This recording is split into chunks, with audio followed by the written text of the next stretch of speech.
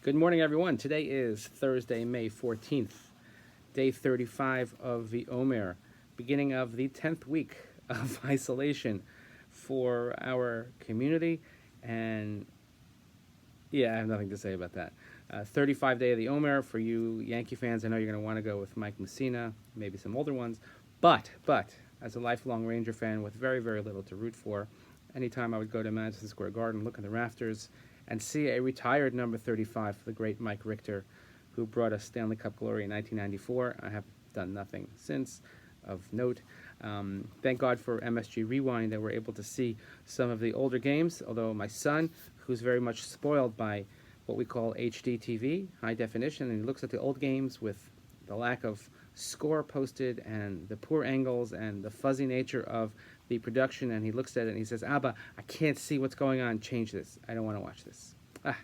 Our children living in a golden age. But another aspect of coronavirus living. Anyway, please continue to daven for Refuah Shalema, for Mordechai ben Elka, for Ivan Sobel, for Rafal Zev ben Rickel, Gittel Basara, and all those who need a refuah, who need healing, who need help during this time. I'm going to share in the email below a recording of yesterday's really great conversation that we had with Mark Wilf and Eric Fingerhut from the JFNA about the great work that our federation is doing locally but also nationally for the umbrella organization. If you want, please flood Mark's email with happy birthday notices, which is tomorrow. If everybody who watches this video would email Mark Wilf, wish him happy birthday, he would get 10 emails. So that's really exciting. Sorry, Mark. Anyway, we had a great conversation, and again, the recording's below. Please watch it because it's important to understand what our community is doing for not only our immediate community, but for the whole world during this pandemic.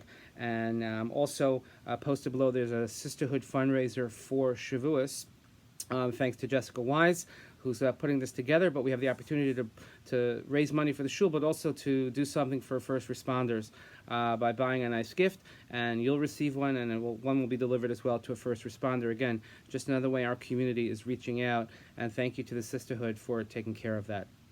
Today, the sponsor for today's video, well, let's start like this. Does anybody know who this is? Anybody know? Anybody know? Okay, well, I'll tell you who this is. This is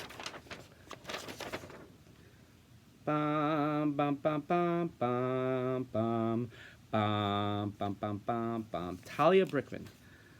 Sharon and Josh Brickman are sponsoring our video today because Talia, who just recently turned my favorite number, age, but also today was to have graduated from, physically graduated. She did graduate, but she was supposed to in-person graduate from Yeshiva University Wurzweiler School of Social Work with a degree in social work. She's going to have an MSW.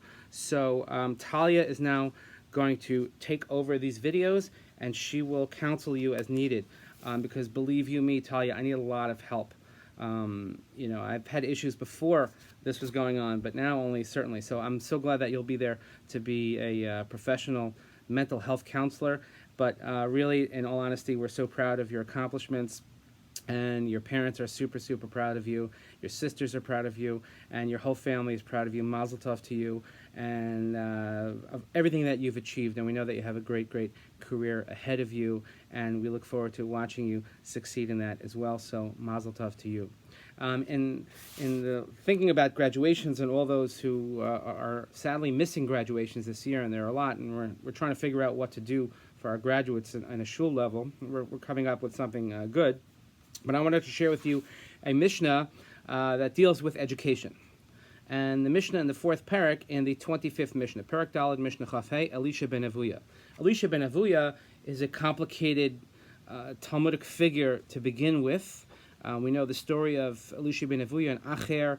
If you've ever read the book As a Driven Leaf, you'll know what I'm talking about. If not, consult with the Google Rebbe, and he'll tell you exactly, Elisha ben Avuya, what the story is. But nevertheless, we find him in the corpus of Pirkei Avos, which is in and of itself an interesting point.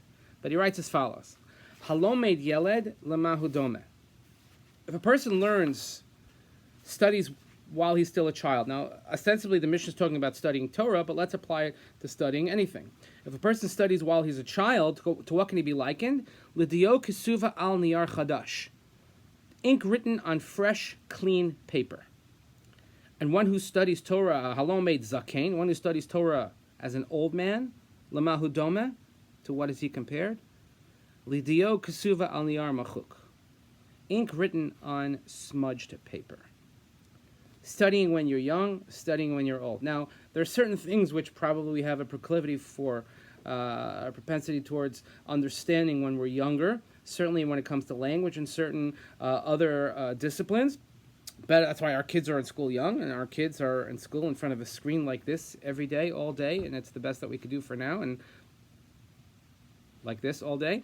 But nevertheless, we have to teach them while they're young. But it's sort of a ink written on fresh paper, a tabula rasa, as it were. The ability to take a young, fresh mind and fill it with all types of beautiful, beautiful amounts of knowledge.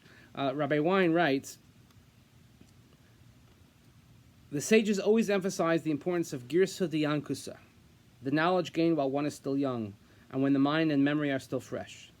There's no substitute for youth. Teaching the young imparts knowledge that is indelible in their minds. It is clear ink written on smooth new parchment. Important as it is to teach and study Torah at all stages and ages of life, it eventually becomes like writing on parchment that has been scraped and erased. It is harder for the ink to attach itself to parchment. It blurs and sometimes runs, and there's no certainty that it will last for long. One of my great things that we love, so for instance, I look on my desk. Nowadays, maybe our kids don't even know this, but the beauty of writing in a notebook. Now everything's on a computer and it's typed, etc. But writing in a notebook, if I have a little notepad here that I write my notes on every single day is one thing. But if you ever have like a beautiful notebook, I don't know about you, but me, I get excited by this. I see a beautiful notebook, and yeah, it's a little bit expensive, but it's a ruled notebook. And my very, very special things that I write in a notebook like this. And you have a new thought, or it's a new shiur, or if it's a new topic that we're covering, and you take a nice pen, and a beautiful pen, and the way the pen just glides on the paper. There's something beautiful about that. As opposed to taking an old flimsy piece of paper with, you're just trying to find a blank spot to jot down a couple of notes. I think a message to our younger generation out there. You have your whole lives ahead of you, and maybe you feel burdened by school, and maybe you feel burdened by the way school is going right now. But you know what? There's so much that you're gaining right now, also in life experience. And you, as Rabbi Wein always used to say to us, youth is wasted on the young. That we, if when we're older and we're trying to learn stuff and saying, if only I'd paid attention, if only I had, if only. It doesn't mean that we stop learning when we get older. We learn plenty, and we learn a lot, and we learn in different ways. But we want to have that fresh ink on smooth paper feeling. That's something that happens when we're young. So to all of our students out there, first of all, I'm sorry that you have to be going through this right now. I'm sorry that you're missing graduations, and I'm sorry that you're missing class, and I'm sorry that you're missing your friends. But it's all for the greater good. But at the same time, I'm also envious of all that you get to know and the ways that you get to learn, which were not available to me or to your parents or to your grandparents. So make the most of it and continue to make us proud. So, Talia, today, this is for you. Mazel tov to you. You always make your whole family, you make all of us proud. It's not easy being the middle child. As I often say, middle children matter. But you matter in a great way. We're so proud of you. We look forward to the contributions that you're going to make to society, to the mental health community, and to whatever it is that you decide to pursue going forward. Mazel tov. Thank you, Sharon and Josh. You should have only nachas from all of your children, and we should only have great occasions. So please keep the simchas coming so that I can share with you, because it brings a lot of light into a lot of lives, which is something that is very much needed in this day and age. Have a wonderful day.